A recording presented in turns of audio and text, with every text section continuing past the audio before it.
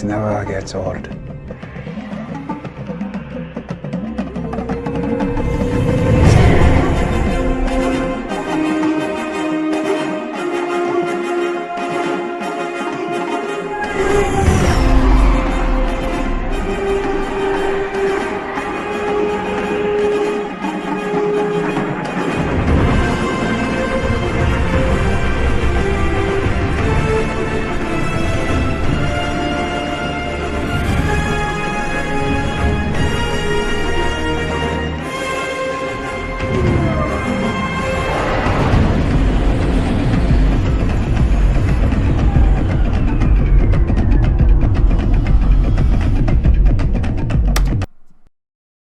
So, the scene you just have watched is from Black Panther, one of the best MCU movies of all time.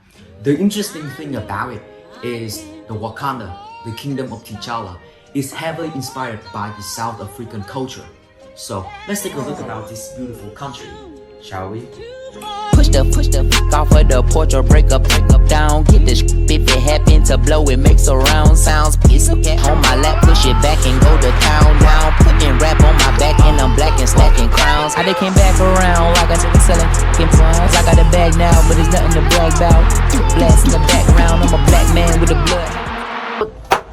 But before diving into the geological side of South Africa, we need to look at one of the most important factors that create this beautiful country: history.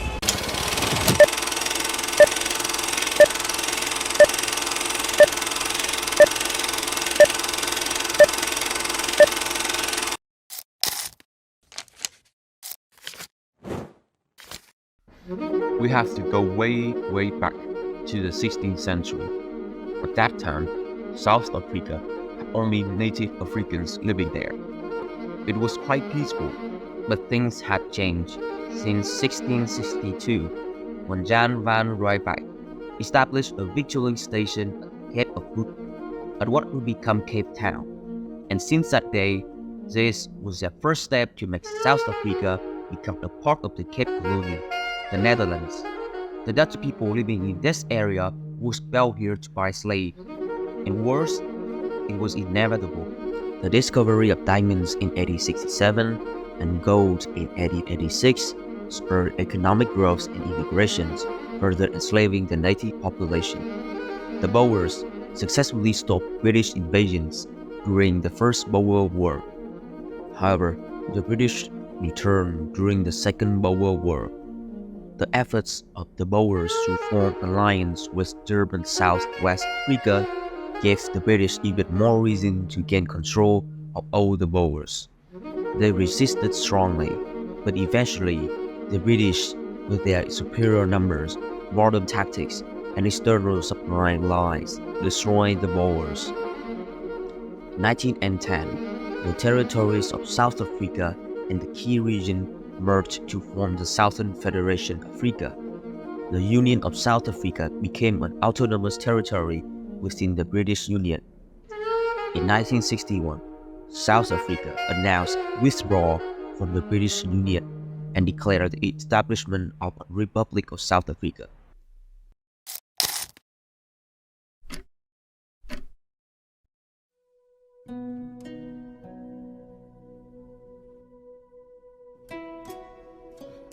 South Africa is located in the Southeast Hemisphere in Africa. This country is neighboring with 6 other nations and also has a coastline of 3,000 kilometers. Also, the country also borders with the Atlantic and the Indian Oceans, which is extremely beneficial for them to build seaports and having marine economic activities. Looking first at the central and northern regions, here is mostly plateaus and also the main concentration areas of brown soil, as in the east and south regions. This place is the gathering place of many mountain peaks over 3,000 meters high and plateaus. And speaking of the mountain ranges in South Africa, indispensable is the Drakensberg Range, running parallel to the coastline and surrounding area covering the highlands here. Finally, small, narrow plains are often practiced located in the coastal areas of this country. Besides, the land in the Republic of South Africa is also very diverse. mainly red-brown fertile soil, concentrated in the central and northern regions. There is not just red-brown soil here, but also contains fertile soils, with 12% of the area mainly in KwaZulu-Natal and the Eastern Cape, mainly used to grow crops and other industrial plants. The important thing isn't can you read music, it's can you hear it. Can you hear the music, Robert? Yes, I can.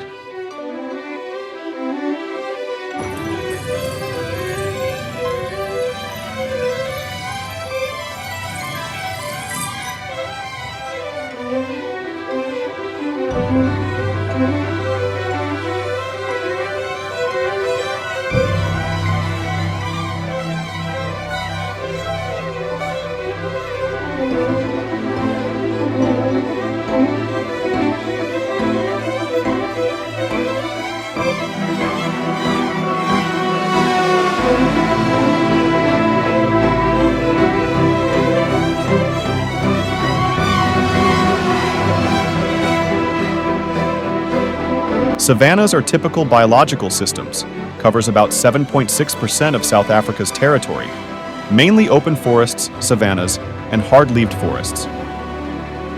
The animal system here is diverse and rich, like monks, lion, leopard, elephant, rhinoceros. Due to the biodiversity, South Africa is mostly chosen to film some of your favorite movies like Avengers Age of Ultron, Mad Max, or the remake of Tomb Raider, which is very impressive.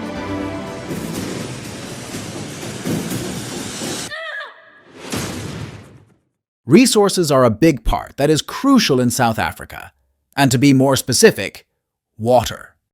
Because South Africa is located between the Indian Ocean and the Atlantic Ocean, the sea area is relatively large and numerous. Long coastline and some deep water bays in Cape Town, Port Elizabeth, Durban, very suitable for construction and development of the seaport system. As for rivers, there are quite a lot of rivers over here, mainly short and steep ones. Most of the river here originates from the inland plateaus and the Drakensberg Mountains and flows out to sea. Although the number of rivers is impressive, the number of lakes and ponds in South Africa is totally opposite. Most of them are relatively small. Lakes here mainly are irrigation lakes, playing an important role in providing water for daily life and production, such as Bloemhof Lake, Vaal. However, South Africa has been grappling with serious water challenges, affecting both the quality of drinking water and the country's water infrastructure. The Blue Drop Audit Report, conducted by South Africa's Department of Water and Sanitation, reveals alarming findings. Nearly 46% of all water supply systems pose acute human health risks due to bacteria or other pathogens in the drinking water supply. Over 67.6% of wastewater treatment works are close to failure. Approximately 47% of clean and treated water is lost through leaks or remains unaccounted for. Only 26 out of 958 water supply systems meet 95% of the criteria for delivering clean, drinkable water, making Blue Drop certification a rarity. Several water supply systems operate close to or beyond their design capacity, and monitoring and compliance are severely deficient. In 23 parts of the country, water supply systems are in poor and critical condition. 46% of water supply systems do not comply with microbiological standards, resulting in contamination by sewage and bacteria. Viruses and parasites like Legionella and cyanobacteria may grow in piped water systems. To solve the problem, well, there are some. Water conservation education is one of those, pretty critical to addressing knowledge gaps. As for children, it is important for them to recognize the importance and true value of water in life, to appreciate existing water sources. And for adults, they need to understand the value of water resources for daily life and production, to use appropriately and thoroughly. But what about the governments? They are leaders of the nation, so their jobs are much more essential. And in case no solution is planned, here are a few suggestions. Improving wastewater treatment and preventing the discharge of untreated wastewater into rivers and oceans is essential. Untreated wastewater will cause serious water pollution. It needs to be treated with the right procedures and techniques to reduce the problem. It is also important to check and repair related infrastructure to avoid wastewater leakage, which can filter out potentially harmful waste to prevent diseases that harm humans.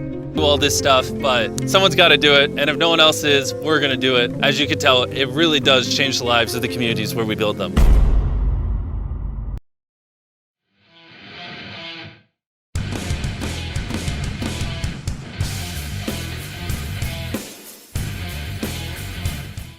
South Africa is one of the 6 countries with the largest population in Africa, with 59.8 million people by 2020. Being so populous, but the natural population growth rate of this country is showing signs of decline, from 1.6% in 2010 to 1.2% in 2020.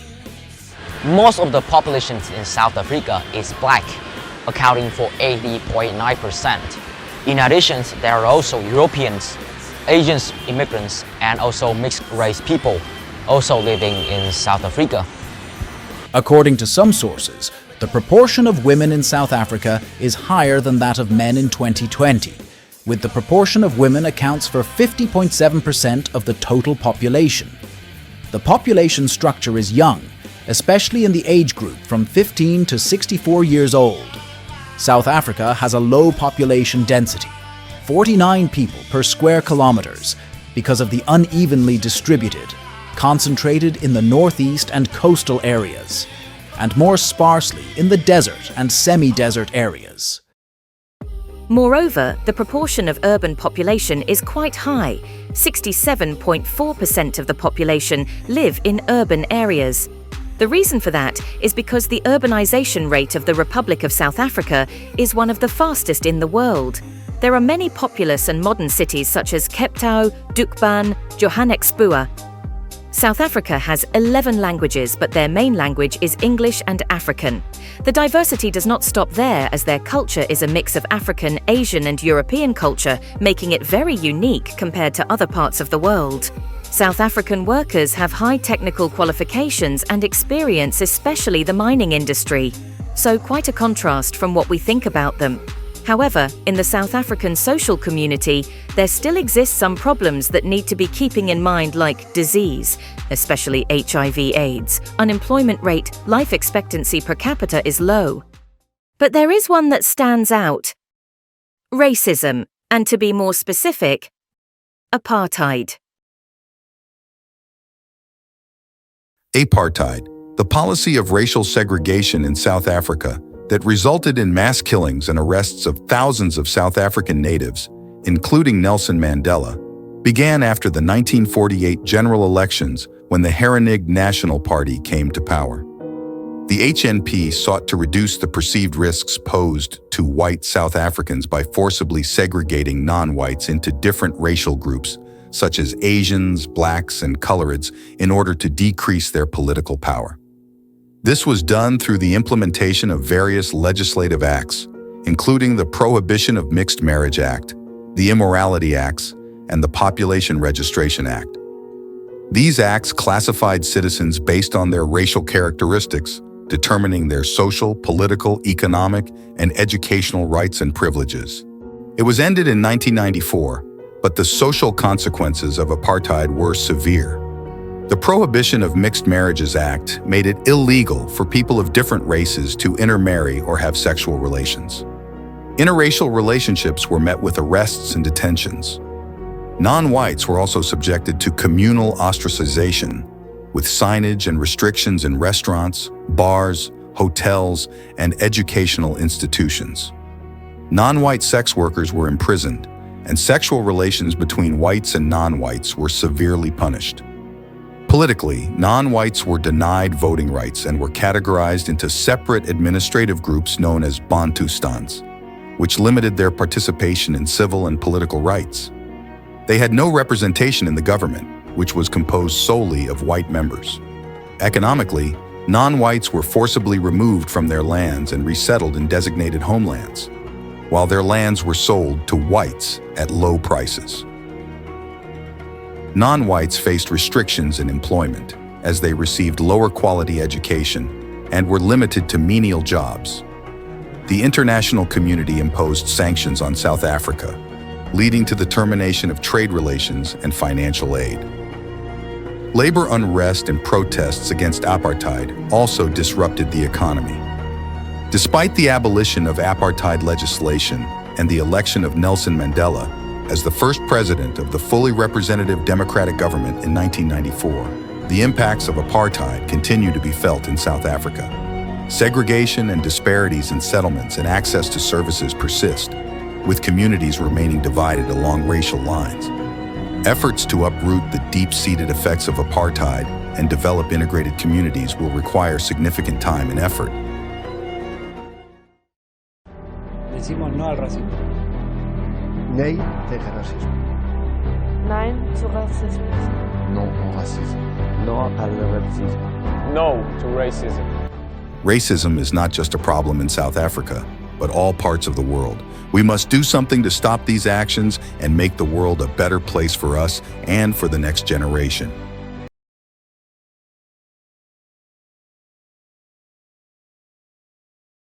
Agriculture contributed only 2.5% to GDP 2020, but plays an important role, such as creating jobs, generates significant foreign exchange revenue through exports and exporting products and ensuring food security. Cultivated land accounts for 1.5% of the agricultural land area. The remaining industry is livestock farming. Some plants, important examples include corn and beans, soy, wheat. There is regional distribution, intensive farming and animal husbandry activities, southeast and southern coastal areas, and cattle raising is often distributed in the inland dry areas. As for forestry, contributing 0.6% to GDP 2020, the industry provides raw materials for many other industries such as paper and pulp production paper. In particular, forestry has great significance for the conservation of biodiversity, ensure sustainable use of resources, natural raw material. The fisheries industry is not really developed, only contributing about 0.1% to GDP in 2020. However, the output of exploited aquatic products is increasing, reaching in 2020 at 602.7 thousand tons, and aquaculture output also tends to increase, but is still low, reaching 9.7 thousand tons in 2020. Aquaculture activities are increasingly focused on sustainable development. South Africa is one of the most industrially developed countries in the continent. Although the proportion in GDP tends to decrease, industry is still economically important, accounting for 23.4% of GDP and about 25% of the country's labor force.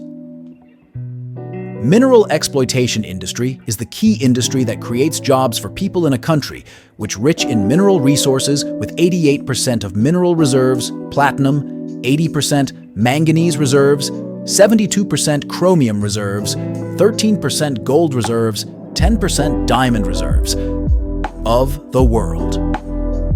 Some other important industries include automobile manufacturing and smelting needles, textiles, chemicals, food processing, forest product processing. The main industrial centres are Cape Town, Johannesburg, Port Elizabeth, East London and Dublin. In this country, infrastructure transportation is quite developed with all types traffic pattern. However, some areas are still limited. Road is the main type of transport for transportation passengers. Cargo.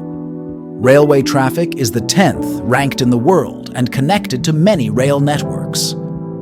Sea transport also plays an important role, economic development.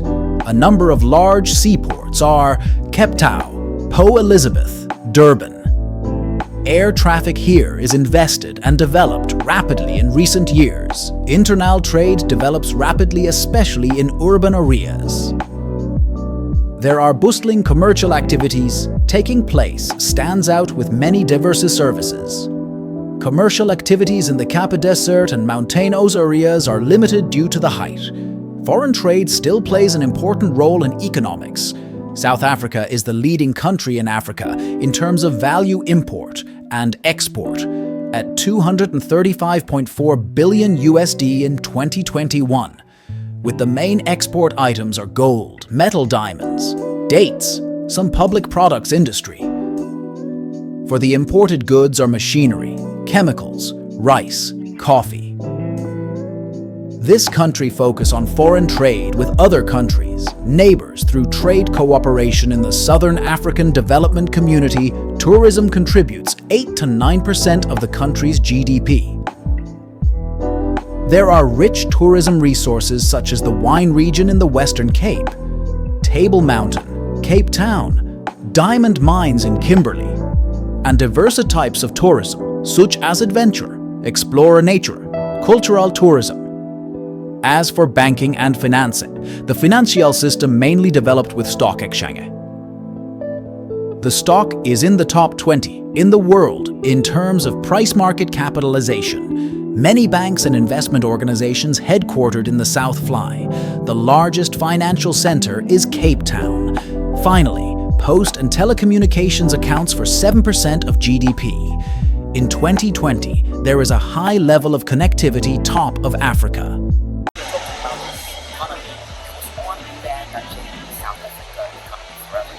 What I'm talking about is World Cup 2010.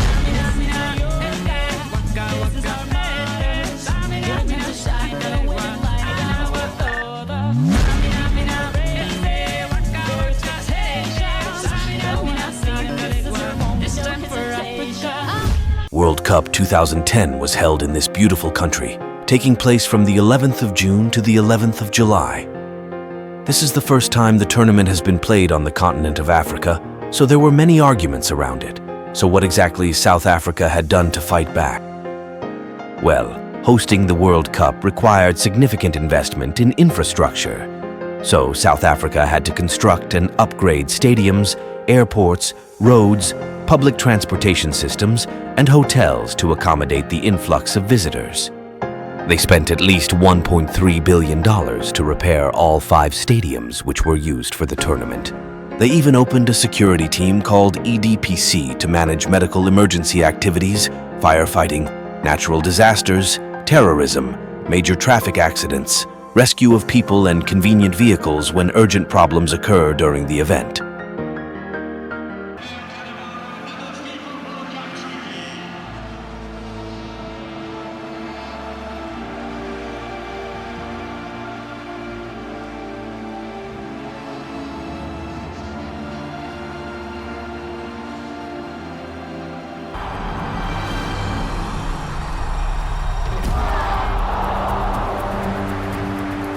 Después.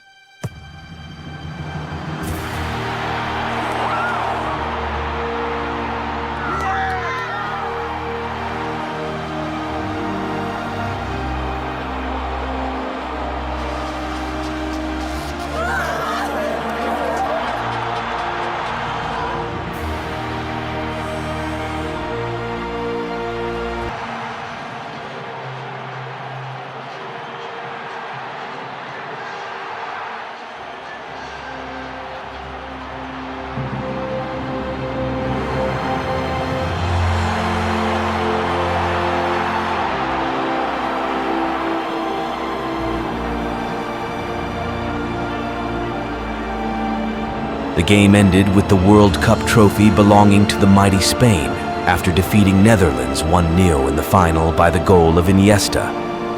But Spain was not the only winner. Even though they didn't have the best result, South Africa had gained so much from the tournament.